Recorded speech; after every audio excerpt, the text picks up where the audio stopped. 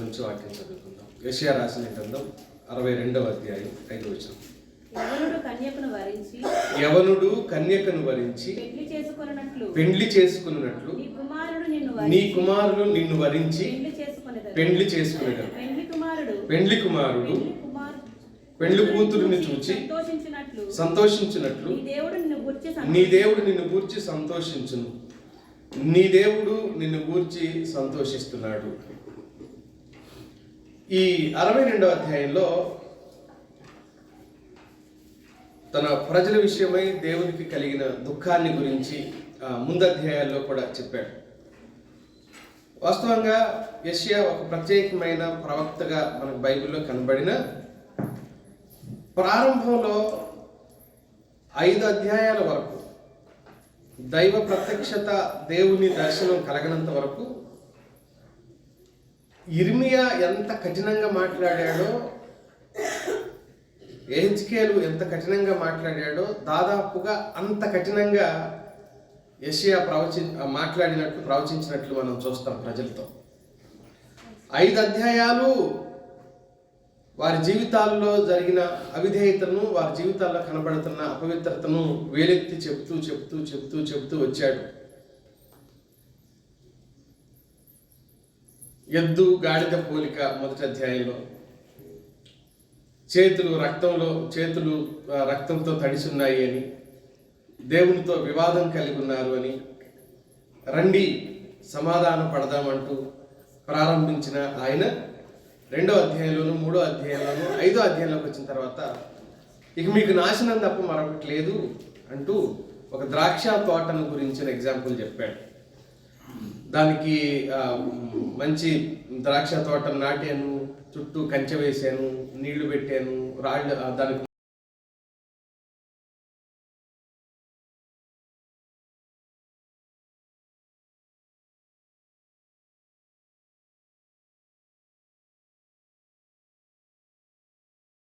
కంచె కొట్టేస్తాను, ఆ నీళ్ళని నీళ్లు పెట్టను, పోషణ చేయను, పశువులు వచ్చి దాన్ని ఏం చేయాలి, ఇప్పుడు తినేయాలి, నాశనం చేసేయాలి, పాడు చేసేయాలి, దానిని పట్టించుకోను అని వదిలేశాడు దాన్ని. వెంటనే ఆరోగ్యంలోకి వచ్చిన తర్వాత దైవ దర్శనం ఆయనకి కలిగింది.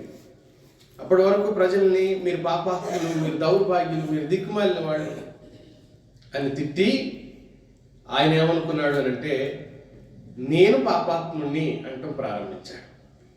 నేనే పాపాత్ముణ్ణి, ఎంతటి పాపాత్ముణ్ణి, దేవుణ్ణి చూశానే, నేనే పాపాత్ముణ్ణి అంటూ ప్రారంభించాడు.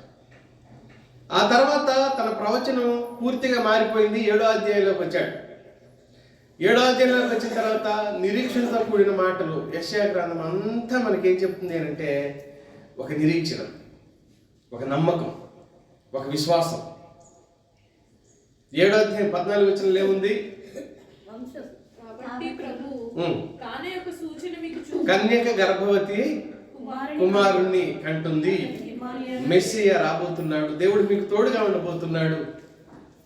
ఇలా ఆయన ప్రవచనాలు ప్రారంభమైనాయి.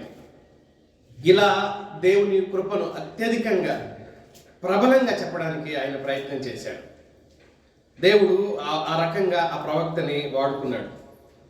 యెషయా ఏం గ్రహించాడు అని అంటే, దేవుని ఔన్నత్యాన్ని, అత్యున్నతమైన ఆయన కృపను అతడు గుర్తించాడు. దేవుడు ఎంతటి కృప గలవాడో అర్థం చేసుకున్నాడు. ఆయన తన ప్రజల పట్ల ఎంతటి మక్కువ గలవాడో ఆయన అర్థం చేసుకుని ప్రజలకు చెప్పడం ప్రారంభించాడు. 62వ అధ్యాయం మనం చదువుకున్నాము. 4వ వచనంలో ఇలా చెప్తున్నాడు, విడువబడిన దానివని ఇక మీదట నువ్వు అనబడవు అన్నాడు. ముందు విడవబడ్డావు నువ్వు, కానీ ఇక నువ్వు కొంచెం సౌండ్ తక్కువ చేయబోతాను. ఇక మీదట నువ్వు ఏమనబడవు, విడవబడిన దానవు అని అనబడవు. ఇక నువ్వు మరి ఏమనబడతావు? నువ్వు పాడైన దేశం అని నీ గురించి చెప్పబడదు. మరి ఏం చెప్పబడుతుంది నీ గురించి? హెప్సిబా అని, బ్యోలా అని నీకు పేర్లు పెట్టబడతాయి అని చెప్పాడు. హెప్సిబా అని, బ్యోలా అని యెహోవా నిన్ను గురించి ఆనందిస్తాడు. ఈకో తక్కువ చేసే సరిపోద్దేమో, లాస్ట్లో ఉంటే చూడు. యెహోవా నిన్ను గురించి ఆనందిస్తాడు, యెహోవా నిన్ను గురించి సంతోషిస్తాడు. దేవుడికి నీ పట్ల ఆనందమే ఉంటుంది.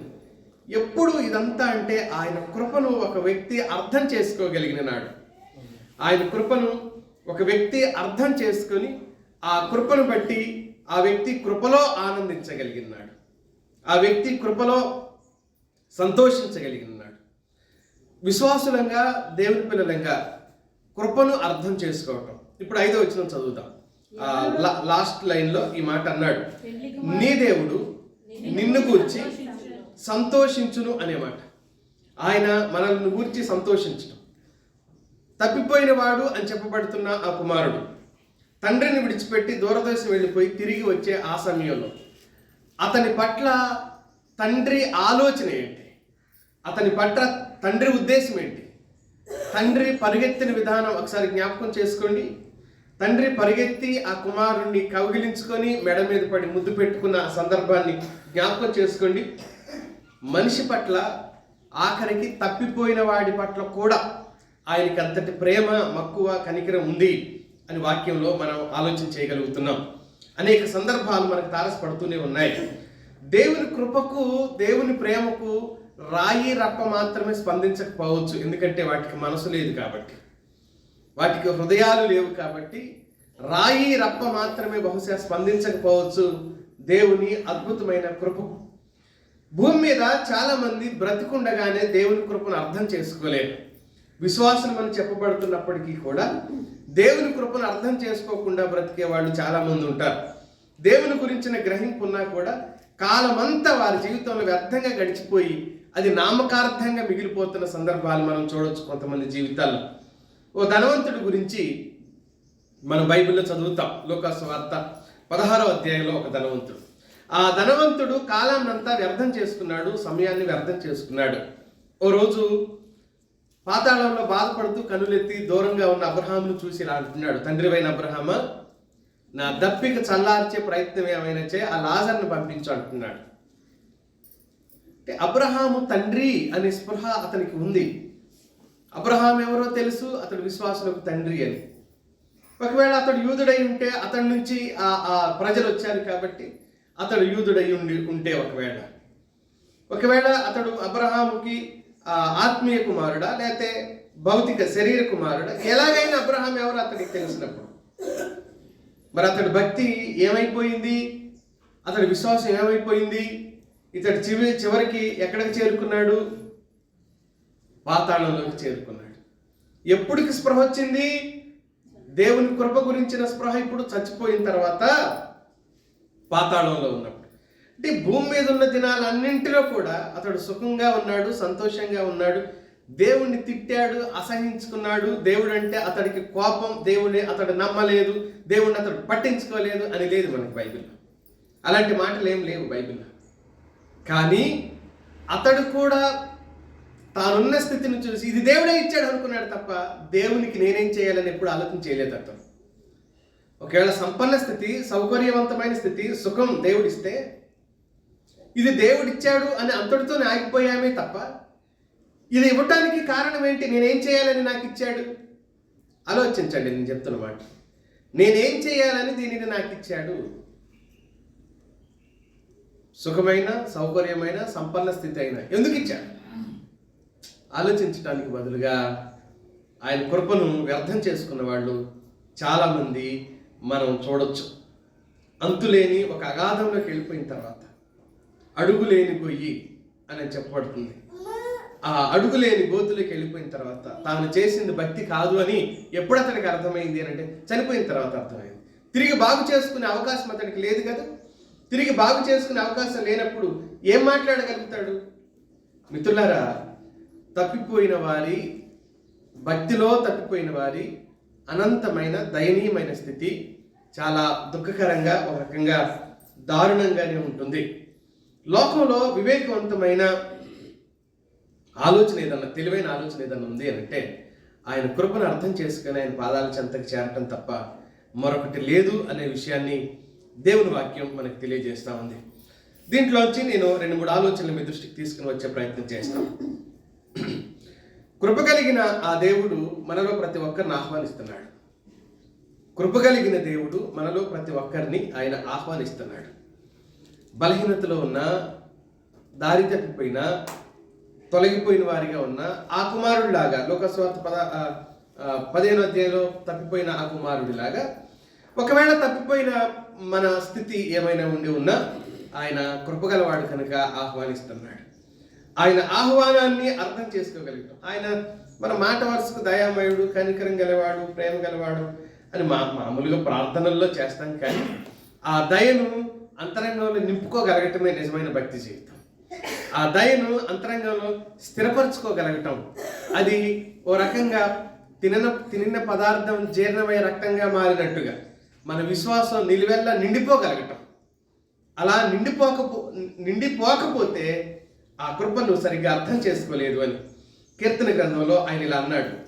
86వ కీర్తనలో 5వ వచనం మనం చూడొచ్చు.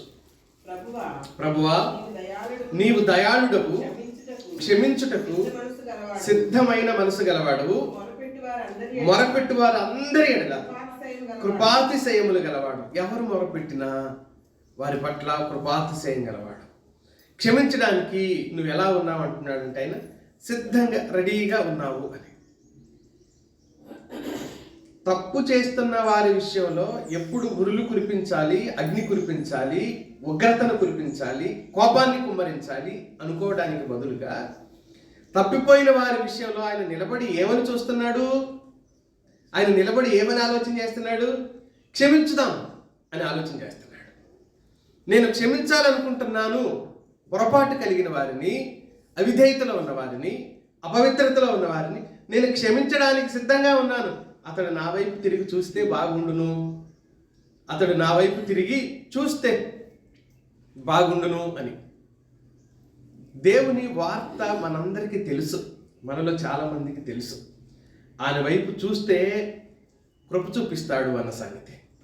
కానీ తెలిసి కూడా చూడకపోవటం అనేది ఎంత దుఃఖకరంగా ఉంటుందో ఆలోచించండి.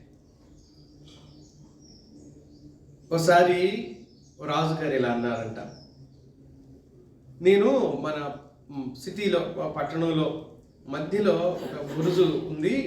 ఆ బురుజు మీద నేను పలానా రోజు పలానా సమయానికి అక్కడ ఉంటాను. ఎవరైతే నా వైపు చూస్తారో వారికి నేను అనుకున్నంతగా బహుమానం ఇవ్వదలిచాను. ఎవరైనా నన్ను చూస్తే వారికి ఆ బహుమానం ఇస్తాను అని అనుకున్నాడంట ఆయన. ఆయన వచ్చి చాలాసేపు అయింది, ఎవరు పట్టించుకోవట్లేదు. అలాగే అంటే రాజుగారు ఇక్కడికి ఎందుకు వస్తాడు, చూస్తే మాత్రం చూడంగానే ఇచ్చేస్తాడేంటి అని. ఆయన ఉదయం అక్కడ ఉన్నాడు, మధ్యాహ్నం అయిపోయింది, సాయంత్రం అయిపోయింది, ఎవరు ఆయన వైపు చూడట్లేదు. అప్పుడు ఆయన ఏం చేశాడంటే ఒక రాయి తీసుకొని ఒకటి మీద వేసాడంటే, ఇప్పుడు వీడన్నా చూస్తాడేమో, నా పని అయిపోద్ది, ఇంటికి పోవాలి అని ఓ రాయితో వాడి మీద వేసేసరికి ఎవరు రా కొట్టిందని పైకి చూశాడంట. ఇప్పుడు రాజుగారు కనపడ్డాడు. ఈ రకంగానైనా నేను అన్నాను కదా ఒకడికి ఇస్తాను అని, మరి ఈ పని చేసేసుకుని వెళ్ళాలి అనే ఉద్దేశంతో అప్పుడు చూశాడంట. ఎవరు రా అని చూస్తే రాజుగారు కనపడ్డావు. అయ్యా రాజుగారు మీరా? ఎవడో చూడట్లా, అందుకే ఒక రాయి వేసాను, ఎవడో ఒకటి మీద పడితే వాడు అప్పుడన్నా దెబ్బ తగిలినప్పుడైనా వాడు నా వైపు చూస్తాడు. దేవుడు దెబ్బ తగిలే వరకు చూడకుండా ఉండబాకండి. మన పిల్లల మాట వినప్పుడు కొట్టమేంటి? ఫస్ట్ గద్దిస్తాం, ఫస్ట్ మంచి మర్యాదగా చెప్తాం, గద్దించి చెబుతాం, ఇంకా ఎక్కువ ఒప్పుకుంటే ఇంకా మంచిగా చెబుతాం. ఇక అంత దాటితే ఏమవుద్ది? మరి పడతాయి కదా, ఖచ్చితంగా పడతాయి. దేవుడు ఏం కోరుకుంటున్నాడు అని అంటే, దెబ్బ కొట్టైనా తిప్పుకోవటం ఆయనకి తెలుసు. కానీ ఆయన ఏమనుకున్నాడు? దెబ్బలు కొట్టకుండా తిరిగి చూడాలి, మిమ్మల్ని కొట్టడం నాకు ఇష్టం లేదు. మనం ఎక్కడ విలాప గ్రంథంలో చదువుతాం కదా, ఎవరిని దుఃఖ పెట్టడం ఆయనకి ఇష్టం లేదు. ఎవరిని దుఃఖ పెట్టడం ఆయనకి ఇష్టం లేదు. కొట్టక ముందే చూస్తే బాగుండు, నా పిల్లలు నా వైపు తప్పి తిరుగుతుంటే నేను కొడితే తిరుగుతారు, కానీ నాకు కొట్టడం ఇష్టం లేదు, అందుకే వదిలిపెడతాను. చాలా కాలం మన అవిధేయతల్లో ఎందుకు వదిలిపెడతాడు దేవుడు అని అంటే, ఓపిక ఎక్కువ ఆయనకి. దాన్ని దీర్ఘశాంతం అని రాశారు బైబిల్లో. దేవుడికి ఉన్నది ఏంటంట, మనకి శాంతం ఉంటుంది కానీ దీర్ఘశాంతం ఉండదు. ఓపిక పడతాం, దానికి మనకి లిమిట్ ఉండదు. ఎంతవరకు? 1, 2, 3 బాగా ఓపిక మంతులు అనుకో, ఓ 4, 5 మీకు దాటింది అనుకో, అప్పుడు మనం ఏంటో చూపెడతాం వాడికి. శాంతం ఉంటుంది కానీ దీర్ఘశాంతం ఉండదు. దేవునికి కూడా దీర్ఘశాంతమే ఉంది కానీ అది నిత్య శాంతం కాదు. అది మనం కూడా గుర్తుపెట్టుకోవాలి. దీర్ఘశాంతం అంటే ఎక్కువ అనుకోండి, అది దానికి కూడా ఒక లిమిట్ ఉంటుంది. ఆ తర్వాత ఆయన కూడా ఏమవుతాడు? కోప్పడతాడు కదా, కోప్పడతాడు. ఆయన కోపం ఉందని ఉందా లేదా బైబిల్లో? ఉంది. మనం అది జ్ఞాపకం చేసుకోవాలి. ఆయన ఉద్దేశం ఏంటంటే నేను కోపపడే పరిస్థితులు నా బిడ్డల విషయంలో కలగకూడదు. వారు నా వైపు చూస్తే బాగుండును, వారు నా వైపు తిరిగితే బాగుండును. అందుకే కృపతో ఆయన మనల్ని ఆహ్వానిస్తున్నాడు, నా వైపు చూడండి. యోవేలు గ్రంథంలో చెప్పాడు, 2వ అధ్యాయం 13వ వచనంలో ఈ మాట చదువుతాం. యోవేలు గ్రంథం 2వ అధ్యాయం 13వ వచనం.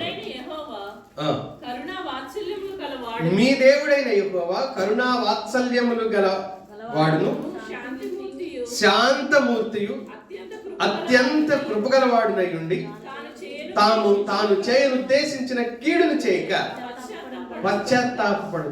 చేయాలనుకున్నాడు ఒక కీడు అంటే చేయాలనుకున్నాడు అని అంటే చేయాలని అనుకోవటం కాదు. అక్కడ చట్టం, ఆయన నిర్ణయించిన చట్టం ప్రకారంగా పాపం వలన వచ్చు జీతం మరణం అన్నట్టుగా పాపం వలన లేకపోతే అవిధేయత వలన ఆ మనిషికి ఏ కీడు రావాలో ముందే నిర్ణయం అయిపోయింది కనుక.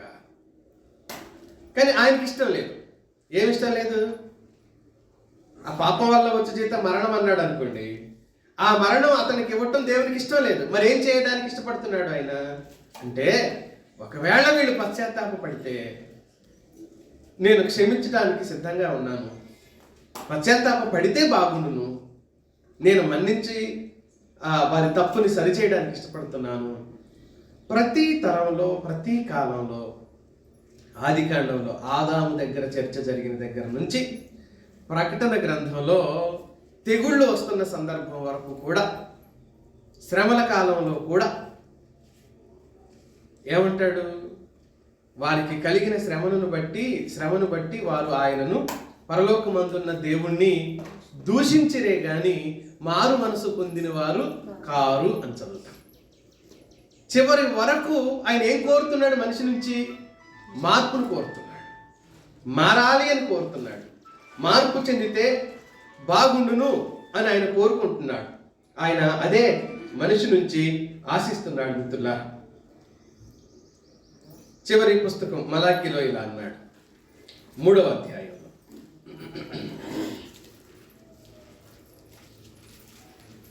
మీరు నా వైపు తిరిగితే నేను మీ వైపు తిరుగుతాను, మీరు నన్ను పట్టించుకోకపోతే నేను కూడా మిమ్మల్ని పట్టించుకోను. 3వ అధ్యాయం 7వ వచనంలో మాట, మీ పితరుల నాటి నుండి మీరు నా కట్టడలను గైకొనక వాటిని త్రోసివేసితిరి, అయితే మీరు నా తట్టు తిరిగిన ఎడల నేను మీ తట్టు తిరుగుదునని సైన్యములకు అధిపతి యెహోవా సెలవియ్యగా. అప్పుడు మనుషులు ఏమంటున్నారు? మేము దేని విషయంలో తిరుగుదుమని మీరందరూ. అక్కడ వాళ్ళకి నియమించిన దశమ భాగం గురించి మాట్లాడతారు. దేవుని ఉద్దేశం ఆయన వైపు తిరగాలి, అన్ని విషయాల్లో తిరగాలి, ప్రతి విషయంలో తిరగాలి. ఆయన వైపు తిరగటం, ఆయన వైపు చూడటం, ఆయన పిలుపుని గుర్తించగలగటం. నేను ఈ విషయాన్ని అంతటితో వదిలేసి 2వ విషయంలోకి వెళ్దానికి. కృపతో నిన్ను సృష్టించిన నీ దేవుడు నిన్ను ఆహ్వానిస్తున్నాడు అంటే 2వ సందర్భాన్ని ఏం చెప్తానంటే, ఆయన పరలోక ద్వారాలు మన కోసం నిత్యం తెరిచే ఉన్నాయి. పరలోక ద్వారాలు మూసి లేవు ఆయన పిల్లల కోసం. పరలోక ద్వారాలు తెరిచి ఉన్నాయి. తెరవబడిన పరలోకపు ద్వారాలు నీ కోసమే అని వాక్యం చెప్తుంది. విశాలమైన ఒక మహిమ గల స్థలంలో ఆయన ఆశ నీతో ఉండాలి, లేకపోతే నువ్వు ఆయనతో ఉండాలి అనే ఉద్దేశం. ఆయన కోరిక నువ్వు ఆయనతోనే ఉండాలి అనేది ఆయన ఉద్దేశం. మన చుట్టూ ఉన్న ఈ స్థితి ఎంత ఉన్నతంగా కనబడినా ఏది స్థిరం కాదు, ఏది నిజం కాదు, నిత్యం కాదన్న విషయం మనందరికీ తెలుసు. మనందరికీ అంతా తెలిసినా కూడా భౌతికమైన విషయంలో మనకున్న మక్కువ, ప్రేమ, ఆసక్తి దైవికమైన విషయాల్లో ఉండదు. భౌతిక విషయాల్లో ఆసక్తి అక్కర్లేదు.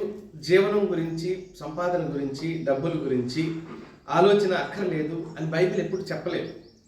కష్టపడమని చెప్తుంది. నీతిమంతుడు తన పిల్లలను ఆస్తికి కర్తలుగా చేస్తాడు అని చెప్పాడు. నీతిమంతుడు అయిన వాడు సంపాదించి కూడబెట్టి తన పిల్లల్ని ఆస్తికి కర్తలుగా చేస్తాడు అని చెప్పాడు. నీతిమంతుని పిల్లలు భిక్షం ఎత్తుకోరు అని కూడా చెప్పాడు. సోమరి తన పిల్లలకి ఏమీ లేకుండా చేసిన వాడే తన చేతులు కొరుక్కొని తింటాడు అని చెప్పాడు.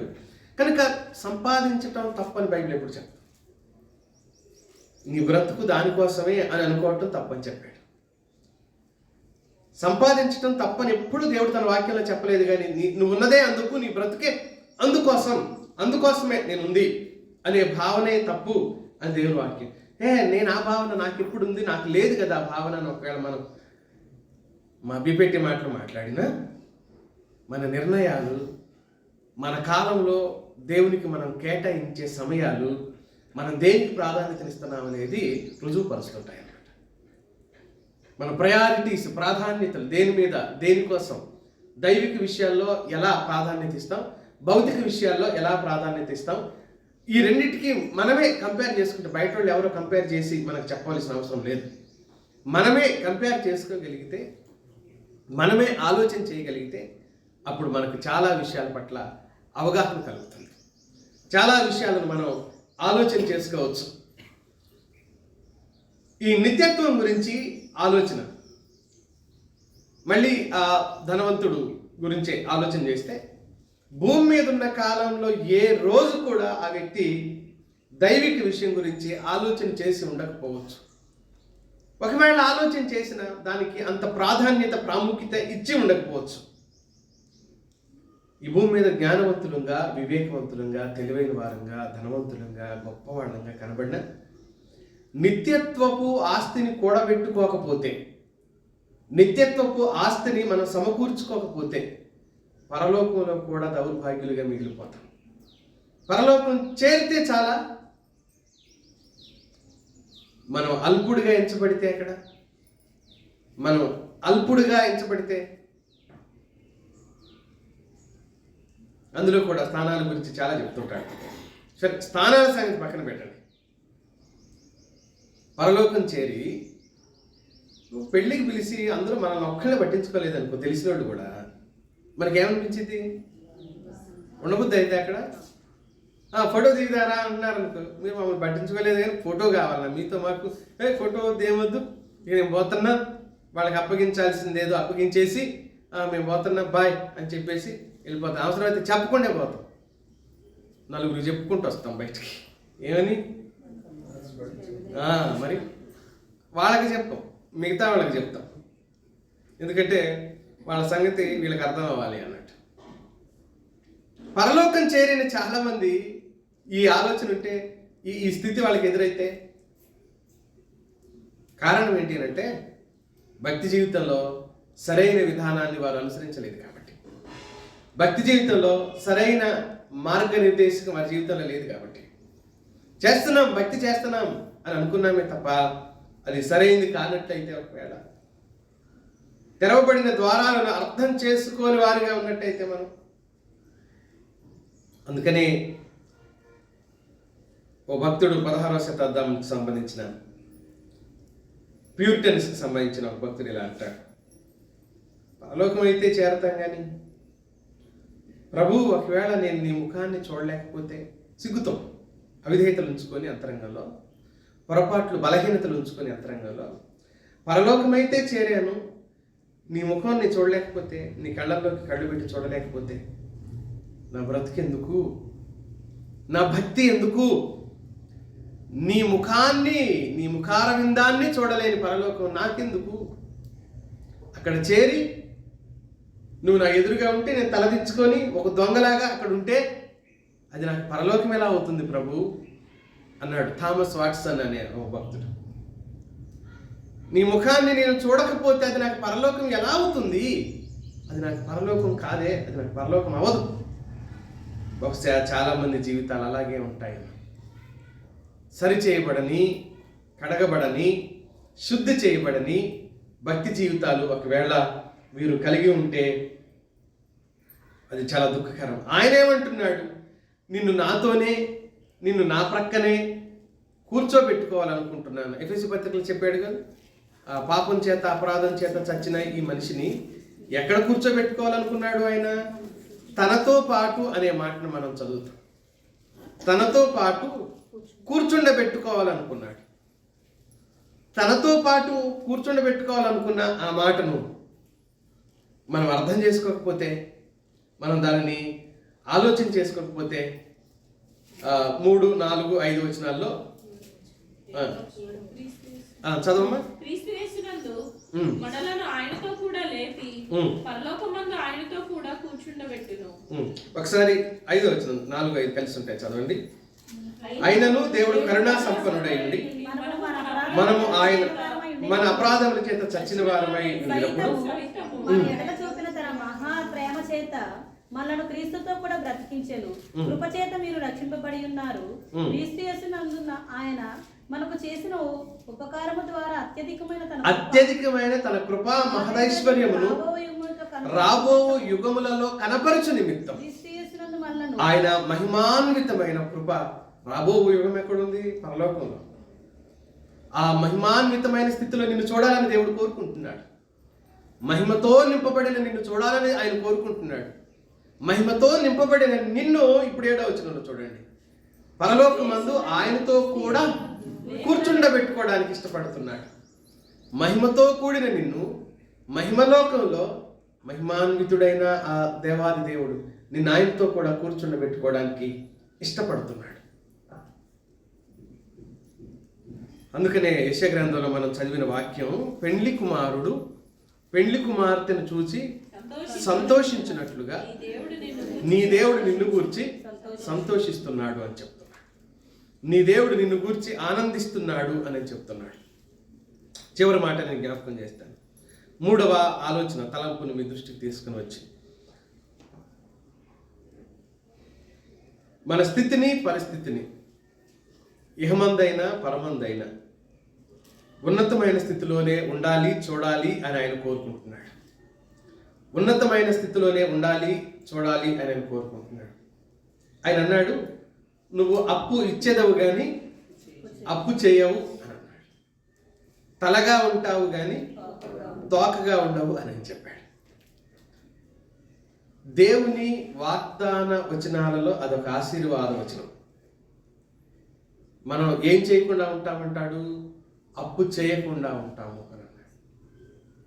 అప్పు అవసరమైతే ఇచ్చేవారిగా ఉంటాం.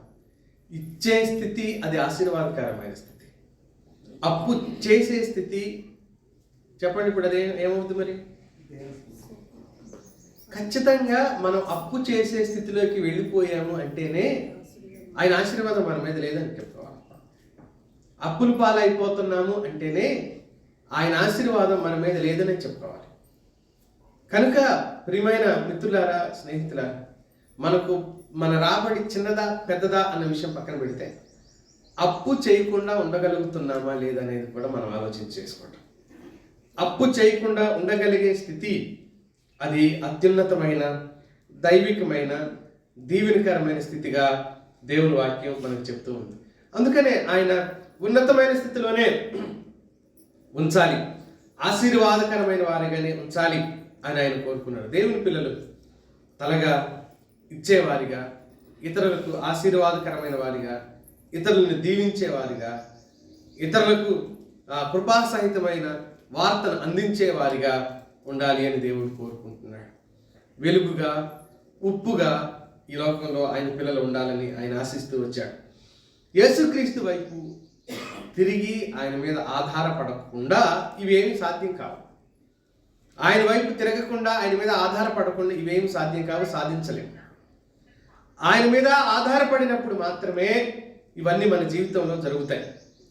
ఆయన్ను ప్రభువుగా, తండ్రిగా, స్నేహితుడిగా భావించగలిగే ఆధ్యాత్మిక స్థితి, ఆయన ఎదుట అరమరికలు లేని అంతరంగం కలిగి ఉంది.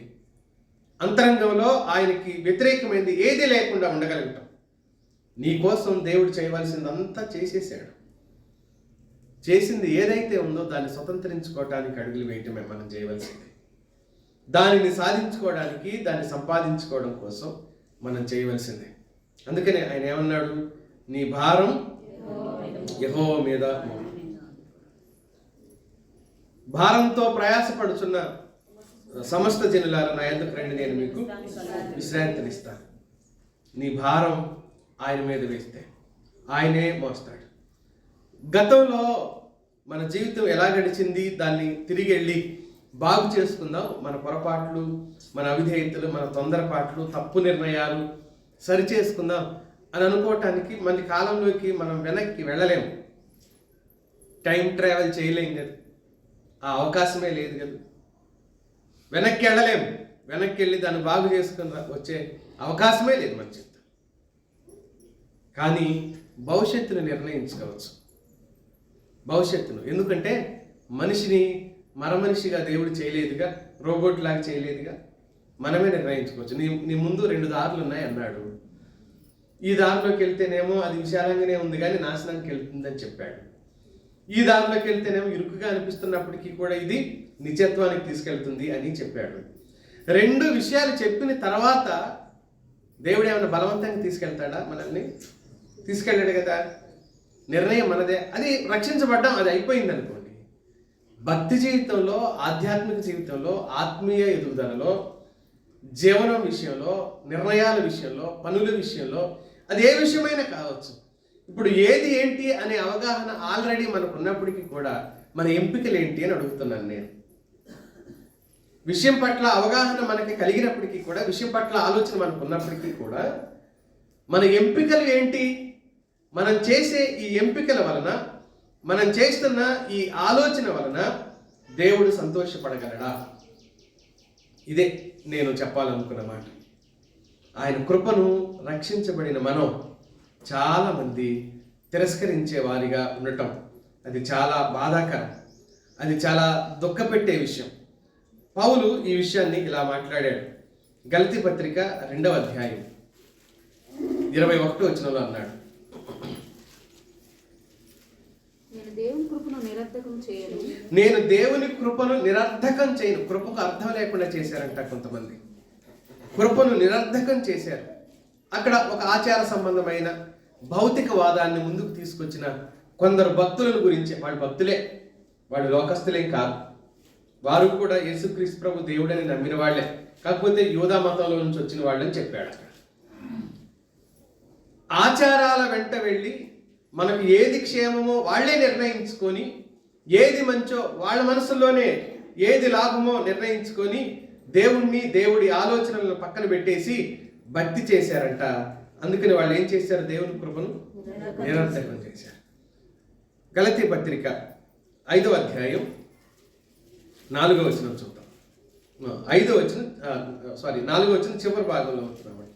కృపలో నుండి తొలగిపోయి ఉన్నారు, వారు క్రీస్తులో నుండి బొత్తిగా వేరు చేయబడి ఉన్నారు, కృపలో నుండి తొలగిపోయి కూడా ఉన్నారు అని చెప్పాడు. కృపలో నుండి తొలగిపోవటం, ఇవన్నీ దేవుడు ఆలోచన చేస్తున్న సందర్భంలో ఆయన మనసుకి దుఃఖం కాకపోతే ఇంకేముంటుంది? నిరర్థకం అంటే అర్థాన్ని మార్చి, కృప యొక్క అర్థాన్ని మార్చేసి కృపను ఏం చేశారన్నాడు గలతీ పత్రికలో వాళ్ళు? నిరర్థకం చేశారు. కొరింథీయులకు చెప్తూ ఇలా అన్నాడు. 2వ పత్రిక 6వ అధ్యాయం 1వ వచనంలో చెప్పాడు, కాగా మేము ఆయనతోటి పనివారమై మీరు పొందిన దేవుని కృపను వ్యర్థము చేసుకొనవద్దని మిమ్మును దేవుని కృపను వీళ్ళేం చేశారంటున్నాడు? వ్యర్థం చేసేసారు. వ్యర్థమైపోయింది. పందిని కడిగి పన్నీరు చల్లి పట్టుపరుపు మీద పెడితే ఏమవుద్ది? దాని తత్వం అది అలాగే చేస్తుంది. ఇప్పుడు దానికి కడగటం ఏమైపోయినట్టు? సబ్బు వ్యర్థం, పన్నీరు వ్యర్థం, పట్టుపరుపు వ్యర్థం, సమయం వ్యర్థం, మొత్తమే వ్యర్థం. బుద్ధిహీనుడు ఎవడా పని చేయడు, పందిని గడికి పెట్టుకోవడం అంతా వ్యర్థం.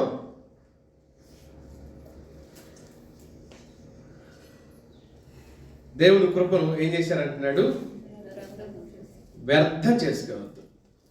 యూదా పత్రిక 4వ వచనంలో ఇలా చెప్పాడు, ఏలైనగా కొందరు రహస్యంగా చొరబడి ఉన్నారు, వారి భక్తిహీనులై మన దేవుని కృపను కామాతురత్వమునకు దుర్వినియోగపరచుచు, ఇంకా చాలా విషయాలు చెప్పాడు. దేవుని కృపను ఏం చేస్తున్నారు జనాలు? అర్థం చేసుకోలేకపోతున్నారు. నిరర్ధకం చేసేసారు, వాళ్ళు భక్తులే. వ్యర్థపరుస్తూ ఉన్నారు, వాళ్ళు భక్తులే, వాళ్ళు కొద్ది సంఘం. కృపల నుండి తొలగిపోయారు, వాళ్ళు భక్తులే. ఉన్న కృపను వాడుకుందాం అనుకున్నాడు, అప్పుడు దేనికి వాడుతున్నాడు? చివరికి వాడు వచ్చేసి కామాతురత్వమునకు దుర్వినియోగపరుస్తున్నారు. కామాతురత్వానికి దుర్వినియోగపరుస్తున్నారు. కాలం చాలా విలువైంది. ఈ కాలంలోనే దేవుణ్ణి మనం మహింపరచాలి. కాలం అంతా, అందుకని మన్ను నిన్ను స్తుతించిన, సమాధిలోకి దిగిపోయిన వాడు నిన్ను స్తుతించిన, వాడు మన్నైపోయాడు అమ్మా, వాడు మన్నైపోయాడు, మట్టి అయిపోయాడు, వాడు నిన్నేం స్తుతించలేడు, వాడు నీతో ఏం మాట్లాడలేడు. ఒకవేళ వాడు మాట్లాడినా నువ్వు వినే స్థితి కాదు. అది వాడు ఏమని స్తుతించగలడు? కనుక బ్రతుకున్నప్పుడే కదా ఏమన్నా దేవుని పక్షాన చేయవలసిన పని.